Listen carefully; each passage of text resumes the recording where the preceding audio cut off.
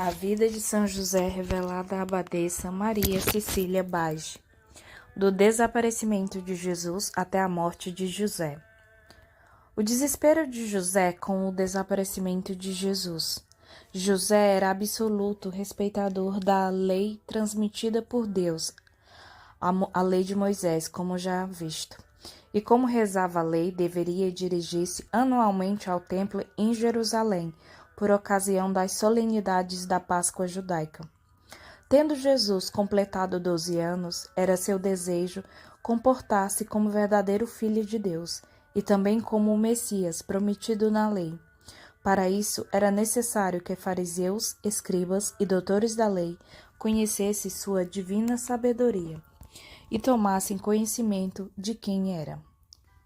Por tais motivos, naquela ocasião, muito especial para os judeus, José dirigiu-se ao templo acompanhado de Maria e de Jesus. E caminhavam contente e orgulhoso em razão de conduzir duas grandes personagens. Durante aquela viagem, foi aquinhoado com muitas satisfações, seja pelas palavras de Jesus, seja pela grande alegria observada nas pessoas que acidentalmente encontravam. Era de fato surpreendente e admirável ver a generosidade, graciosidade e imponência mostrados pelo Deus Menino, transmitindo a todos grandes alegrias. Muitos dos peregrinos encontrados nominavam José de felizardo homem de muita sorte em ter um filho tão maravilhoso. Muitos até mesmo interrompiam a caminhada e falavam com eles, somente com a intenção de ficarem admirando o muito lindo e amável Jesus. Naturalmente, agradavam muito a José essas homenagens, e ele olhava para o menino como sendo o seu mais rico e mais precioso tesouro. Por outro lado, essa sua alegria era acompanhada de certa tristeza, pois o vinha caminhando e temia que ele pudesse cansar excessivamente e também sofrer na viagem. Tinha mágoas em seu coração ao pensar na natureza frágil e delicada de Jesus. Muitas daquelas pessoas fizeram inclusive alguns ácidos comentários a respeito, pois achavam Jesus de nobreza imponente, como que nascido de ascendência real. Alguns até mesmo criticavam José em razão da pouca caridade e amor dedicados àquele seu tão maravilhoso filho, uma vez que permitia que caminhasse tão longo percurso. Tais palavras feriam profundamente o coração do santo, embora não mostrasse qualquer perturbação ou intranquilidade consequentes. Mas interiormente sentia-se muito humilhado, embaraçado e constrangido, e confuso, e se calava. Dizia então para Deus: ó meu Deus, Pai do meu querido Jesus, sabei quanto eu desejaria prestar todas as honras ao vosso menino, mas em razão de vossas ordens ele deverá sofrer. Eu nada mais posso fazer a não ser obedecer-vos e manter-me em silêncio. Fazei, pois, com que ele seja honrado e também exaltado por todos, e que sua santificada natureza humana não necessite passar por tantos sofrimentos nesta viagem tão longa. Mas apesar dos pesares, o santo se sentia muito alegre, mais do que habitualmente, por poder ir ao templo, embora não atinasse exatamente porque o Senhor fazia com que assim se sentisse. Não sabia ainda quantos sofrimentos teria durante os 3 dias que Jesus permaneceu desaparecido. Chegando em Jerusalém, foram imediatamente para o templo, onde já estavam em curso as solenidades comemorativas da Páscoa. Os que os viam se maravilhavam logo com a imponência, beleza e graciosidade mostrada por Jesus, e invejavam a sorte e felicidade do casal em possuir filho tão extraordinário. Na visita ao templo, ele causou sensação nunca antes vista, pois eram mesmo extraordinárias a beleza, a imponência e sabedoria. José também estava mais alegre e orgulhoso do que nunca, e por isso rendia suas graças ao Senhor pelos muitos favorecimentos concedidos. Já foi dito que ele, uma vez no interior do templo, era de fato muito agraciado, especialmente na companhia de Jesus. E enquanto o menino mantinha colóquios religiosos com o Pai Celeste, acompanhado de sua mãe, O santo foi acometido de um êxtase sublimado. Aliás, nessa ocasião, quando pôde entender que passaria por uma grande tribulação. Em meio à sua grande alegria, essa componente amarga lhe causou grande preocupação. Todavia, não lhe foi revelada a natureza dela, mas ele se mostrou logo preparado para atender à vontade do Senhor e sofrer as consequências supervenientes, dizendo: Ó meu Deus, estou preparado para tudo. Fazei de mim o que seja de vosso agrado. Estou pronto para sofrer voluntariamente tudo o que for necessário em razão do grande amor que vos tenho. Jesus estando comigo, nada mais poderá atingir-me seriamente, pois sua tão amada presença é suficiente para minha total alegria e completa satisfação. Entretanto, não passava pela sua mente a possibilidade de que o problema estivesse relacionado diretamente com Jesus, e que ele deveria privar-se daquela tão importante companhia e tivesse de enfrentar sozinho os problemas que lhe estavam reservados. Desobrigados das tarefas no templo, José e Maria passaram a procurar hospedagem, repousar um pouco para a recuperação de suas energias, além de manter seus colóquios religiosos, contrariando seus hábitos. José nada comentou com Maria sobre o acontecido com ele, mantendo apenas para si as preocupações respectivas depois de, convenientemente alojados, foram algumas vezes mais ao templo, atendendo aos costumes regionais. Terminadas as solenidades religiosas da Páscoa judaica, deveriam agora retornar a Nazaré.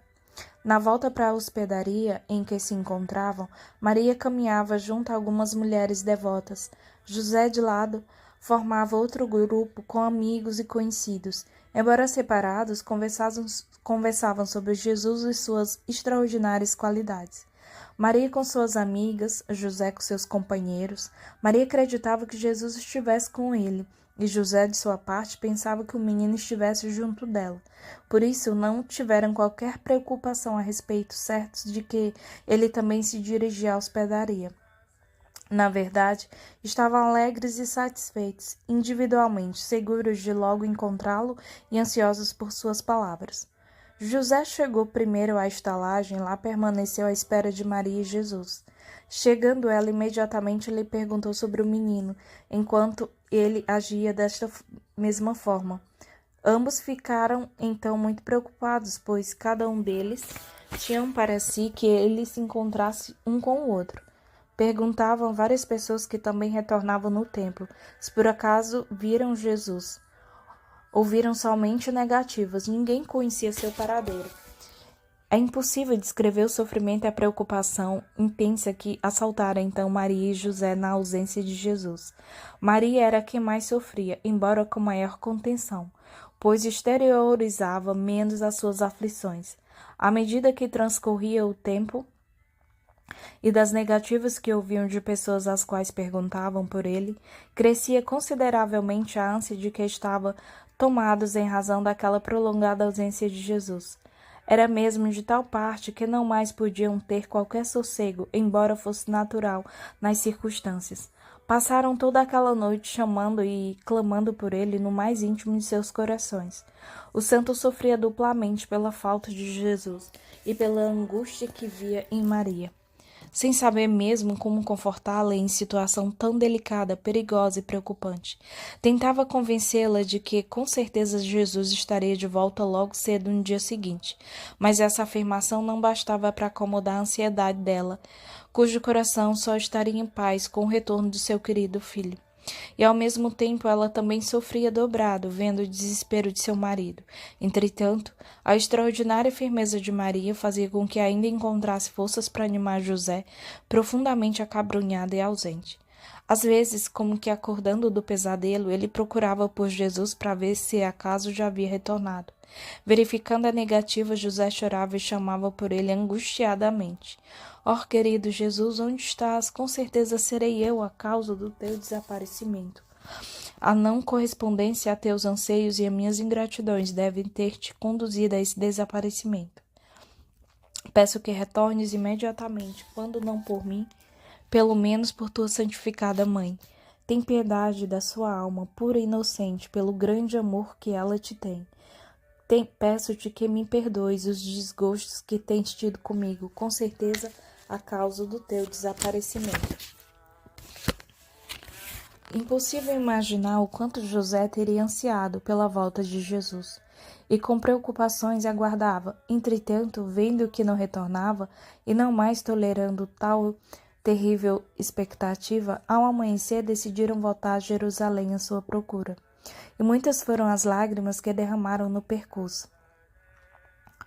Se durante a viagem aquela cidade se mostrava muito contente com a presença do menino, a presente ida sem ele era de muitas preocupações e angustiante. Chegando novamente a Jerusalém, passaram imediatamente à procura de Jesus por toda parte, perguntando às pessoas se o teriam visto ou sabiam do seu paradeiro. Mas o Senhor quis que só ouvissem negativos. Foram então ao templo e, por pura coincidência, não o encontraram. Embora estivesse no templo, havia saído momentaneamente para obter algo para comer. No templo, chorando ansiosamente, nem mesmo lhes passou pela mente que deveria perguntar por ele aos servidores. Olharam apenas rapidamente e deixaram o local para continuar a procura. Mesmo em tal situação tão difícil, devia sofrer José ainda outras amarguras, pois não faltaram aqueles que o taxassem de irresponsável e de insensato, cuidando pouco e negligenciando sua atenção para com aquele filho tão extraordinário que possuía. Diziam também que ele bem merecia esse estranho desaparecimento de Jesus. Essas palavras amarguravam José, que se considerava de fato o verdadeiro responsável, e assim procuraram por ele durante 3 dias sem descanso. Alguém lhes disse então tê-lo visto no templo, conversando com escribas e doutores da lei. Embora já praticamente sem forças para tolerar aquela situação, confortaram-se ao ouvir informação, permanecendo entre temor e esperança. Ansiosos, correram para o templo e lá o encontraram. Durante aquele longo período de 3 dias, privado da tão querida presença de Jesus, o santo jamais perdeu a paciência. Entre dores e grandes preocupações, mas no auge de suas aflições, ainda encontrava forças para abençoar o Senhor que lhe concedera energia para enfrentar aquela tribulação. Tão grande interiormente, nunca deixou de exercitar atos de virtude e de resignação no atendimento da vontade de Deus.